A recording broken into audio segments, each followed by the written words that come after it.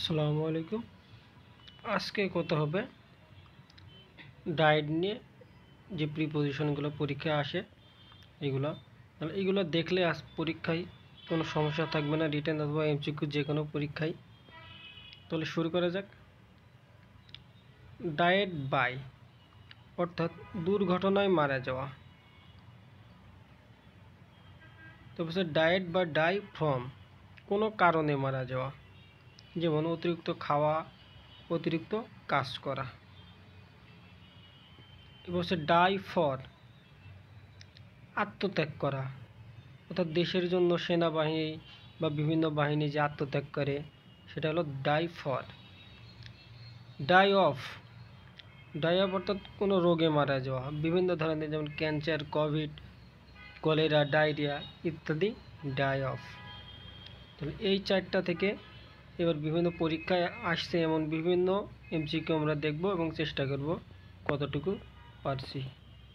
তাহলে আমার 1 নম্বরে question, he died dash accident. এটা পরীক্ষায় অনেকবার আসছে, তাহলে এই দেখাই যাচ্ছে স্ক্রিনে যে কতবার পরীক্ষা আসছে। তো হি ডায়েড ড্যাশ অ্যাক্সিডেন্ট, তাহলে এই ডায়েডের পরে কি হবে? তাহলে অ্যাক্সিডেন্ট অর্থ কী? তাহলে এখানে কী কী আছে? From, due to, by, for. তাহলে অ্যাক্সিডেন্ট অর্থ দুর্ঘটনায় মারা যাওয়া। তাহলে আমরা আগে পড়েছি দুর্ঘটনায় মারা গেলে এটা বাই হবে। তাহলে হি ডায়েড বাই অ্যাক্সিডেন্ট। যেমন এটা হচ্ছে he died dash over eating. Over eating মানে অতিরিক্ত কোনো কিছু খাওয়া। তাহলে আমার এখানে বুঝতে হবে যে অতিরিক্ত কোনো কারণ। অতিরিক্ত হলে কি হয় সেটা আমরা আগেই পড়ছি, অতিরিক্ত কোনো কিছু আসলে ফ্রম হয়। তাহলে অ্যান্সার হবে he died from overeating. Same আর একটা option, he the man died dash overwork, অর্থাৎ এখানে অতিরিক্ত কাজ করছে, ওভার ওয়ার্ক। তাহলে এখানেও হবে from over work. Next, he died dash his country. তাহলে ডায়েড সে মারা গিয়েছে, হিজ কান্ট্রি তার দেশের জন্য।